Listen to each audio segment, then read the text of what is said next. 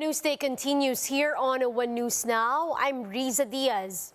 The Octa Research Group says that waning immunity from COVID-19 vaccine is a factor in the looming surge.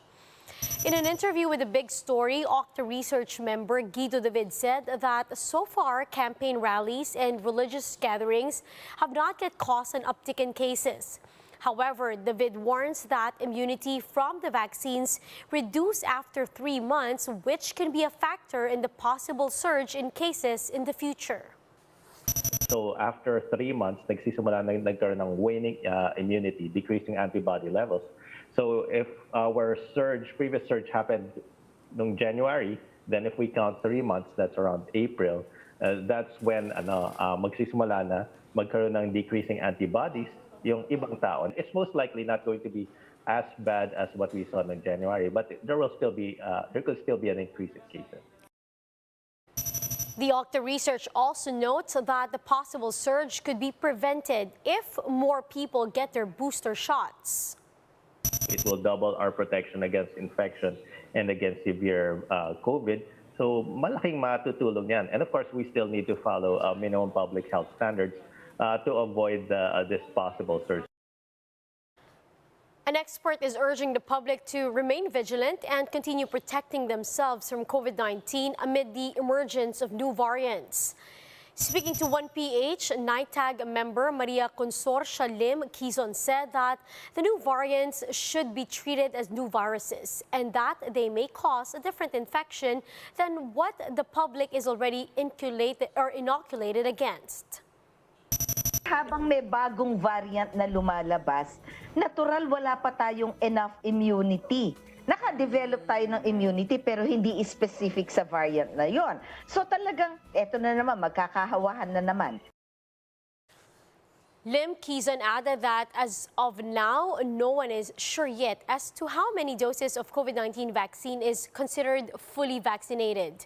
Thus, she urges the public to receive booster shots to further combat the pandemic.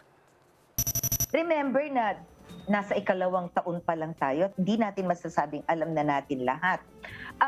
Hindi pa masabi definitely ng mga health authorities na sapat na ba yung dalawa? Baka at the end of the day, 3 pala ang kailangan para masabing fully vaccinated. Pero we shall have to wait kung ano yung final say ng mga health authorities.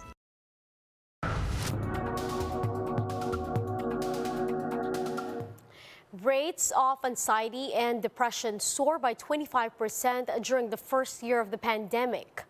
Now, how can we cope with these emotions? A best-selling author tells us in this Bloomberg video. These practices like meditation have always been necessary, but I think that they're mandatory now.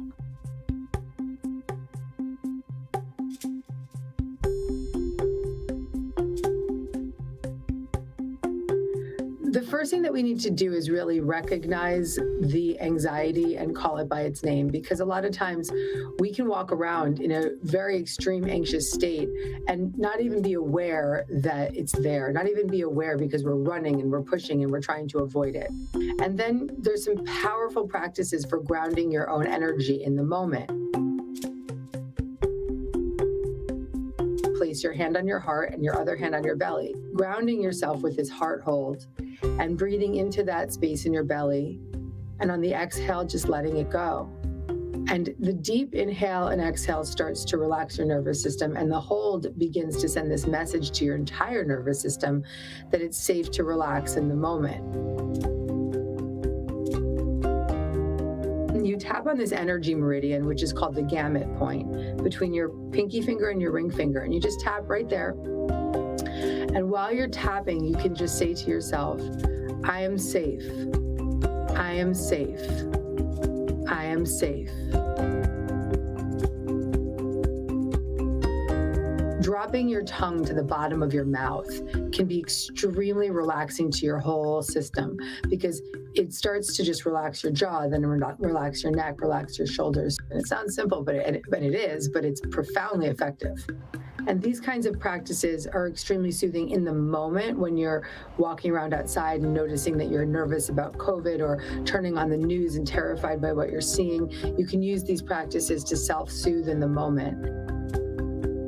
In the first year of the pandemic, global rates of anxiety and depression soared by 25%. That's according to the WHO. Stress caused by social isolation was a major factor. Constraints on people's ability to work, seek support from loved ones, and engage in their communities also played a part. I asked Gabby, what are some things that we can do to help build inner resilience in the long term?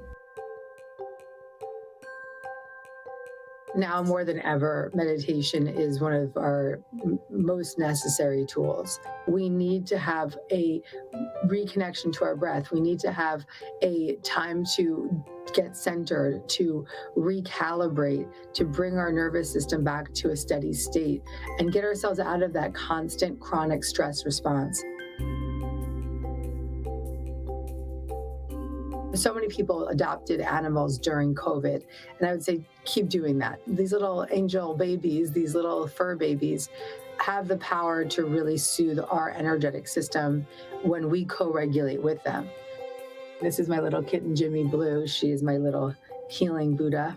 You're much stronger than you think you are.